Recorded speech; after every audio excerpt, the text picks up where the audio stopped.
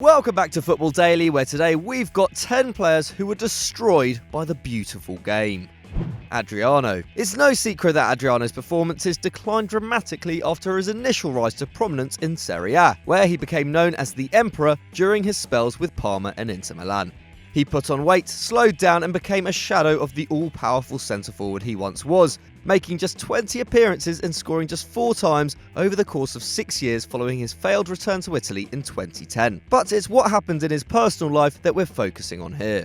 By 2014, reports broke revealing the former Brazil star had fallen back into life in the favelas of Rio. Financially crippled by a drinking and prostitute habit in his playing days, Adriano got in with the wrong crowd in the city's slums and was even alleged to have joined a gang. Lawyers in the country even suggested the former striker was paying for protection from the Red Command, one of the region's most notorious crime syndicates, in order to live in the favela. The allegations led to Adriano getting arrested for links to drug trafficking, while a separate incident in which a woman was accidentally shot in his car brought further shame on the Brazilian. In 2017, his old club Flamengo offered him the lifeline of a third spell with the club, but he turned them down, seemingly a man who doesn't want to help himself.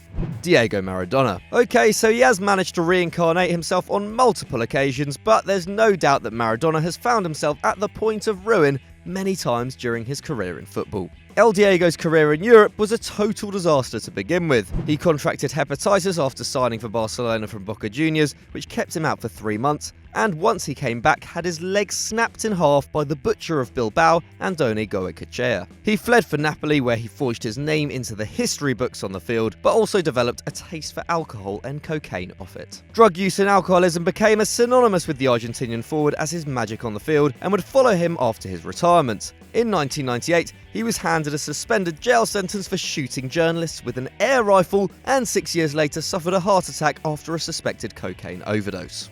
He has since enjoyed a period of relative stability, even managing Argentina to a World Cup quarter-final in 2010. But with a €35 million tax dispute with the Italian government and a history of ill health and addiction, it's clear Maradona's erratic footballing career has turned him into a ticking time bomb. Luke Francis. Our next candidate has effectively been ruined by the football industry before his career has even properly started. Young prospect Luke Francis is still a teenager, but at just 11 years of age, he signed a contract with Sheffield Wednesday, which practically put an end to his ambitions as a player. The binding deal demanded that any club he moved to would have to compensate the Owls up to £250,000 in appearance-based fees. That meant that when he left the club 2 years later, Francis stood no chance of signing for another professional side, even passing a trial with Rotherham before they were put off by the financial realities of snapping up the striker. By the age of 16, he was languishing in the Sunday League with Handsworth Paramore, his career left in tatters by the club who had sold him a dream. Breno. Unlike Luke Francis, Brazilian centre-back Breno was actually granted the chance to succeed as a teenager and took his opportunity originally. At just 18 years of age, he had helped Sao Paulo to a league title and been included in the team of the season, earning himself a move to Bayern Munich. However, he didn't get playing time at the Allianz and his life quickly spiralled out of control. A loan move to Nuremberg proved a fatal decision as he picked up an ACL injury which kept him out for 8 months. Clearly unhappy with his situation in Germany, Breno let out his frustration in spectacular fashion, setting his rented villa on fire. He was eventually sentenced to 3 years and 9 months in prison for aggravated arson, meaning he missed out on football for over 4 years. While Karl-Heinz Rummenigge criticised the Brazilian footballing authorities of neglecting their duty of care during Breno's trial. At the time of recording, Breno is back in Brazil. At 28 years old, he has made just 98 career appearances, that's less than a 20-year-old Marcus Rashford. David Busst. The definition of a late bloomer, English defender David Busst played non-league football until the age of 24, when he was signed up by Coventry City in the top flight. But after 4 years, the dream was over. In a game against Man United, Busst collided with Dennis Irwin and Brian McClare and came away with compound fractures in the tibia and fibula of his right leg, an injury considered by many as one of the worst in the history of the sport. After 10 operations in 12 days and the possibility of doctors having to amputate his leg from the knee down, it was clear Bust's career was over.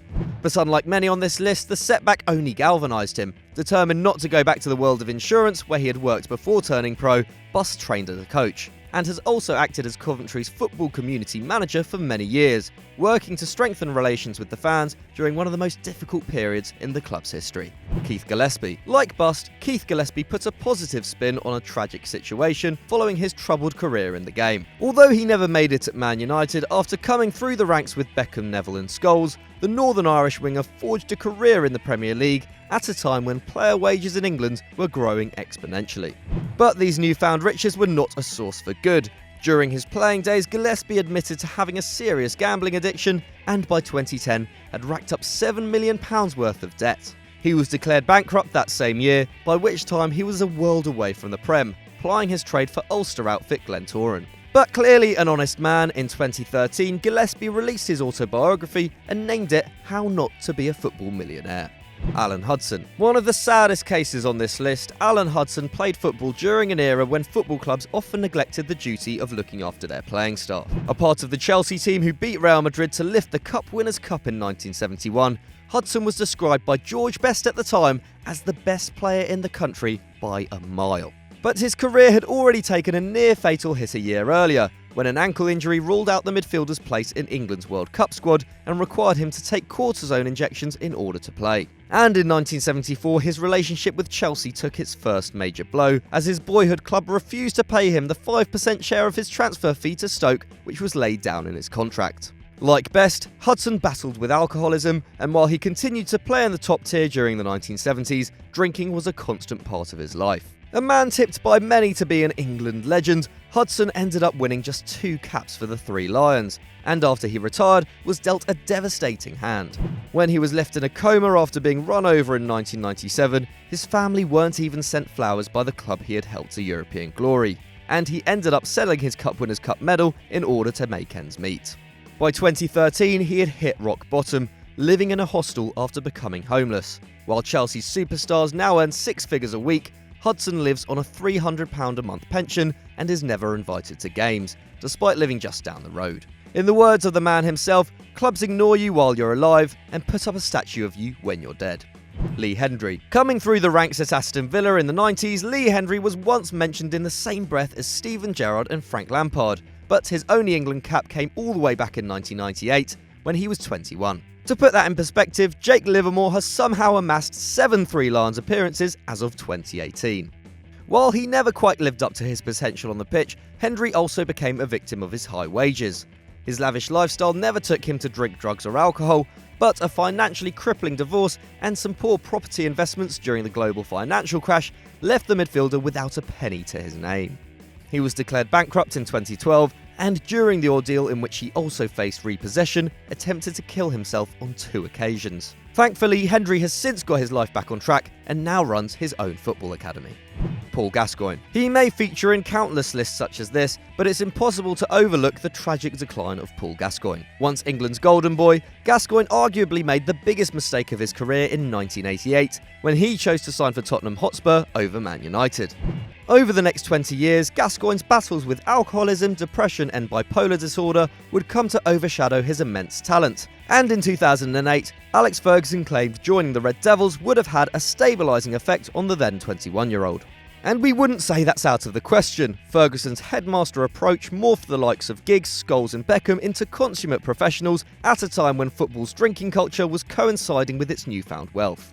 In many ways, Gascoigne became a star about 20 years too early, with both mental health and player diet taking priority at top clubs in the 21st century. To this day, Gascoigne's drink and drug-fueled antics are front-page material for the British tabloid press, and despite multiple attempts to clean up his act, his story will always be used as a warning to young footballers. Emmanuel Eboue. Finally, we have one of the game's most recent casualties. Emmanuel Eboue came through as part of a golden generation in Ivorian football, and after establishing himself in the Arsenal first team in 2005, quickly became one of the Premier League's most admired fullbacks. However, as the club's poor performances in the top flight became a recurring theme, Eboue's own bad form came to embody the team's misfortunes, and he was subsequently marginalised by a section of the fans. This pushed the Ivorian to tears on one occasion, and sadly this was just the tip of the iceberg. He went on to enjoy domestic success with Galatasaray, picking up 2 Super League titles in Istanbul, but he was later handed a 12-month ban over an unpaid agent fee in his move to Turkey. That meant he made his final senior appearance aged 31, and after 3 years of ill health, a divorce and the death of 2 close relatives, Eboue hit rock bottom, avoiding bailiffs and sleeping on a friend's floor. In December 2017, however, he was given a lifeline by Gala, who offered him a role as a youth coach. Although news regarding this development is scarce at the time of recording, we hope Emmanuel has been able to get himself back on track. So thanks for watching once again. If you enjoyed this, why not click on screen right now for one of our other videos, and as always guys, don't forget to like and subscribe.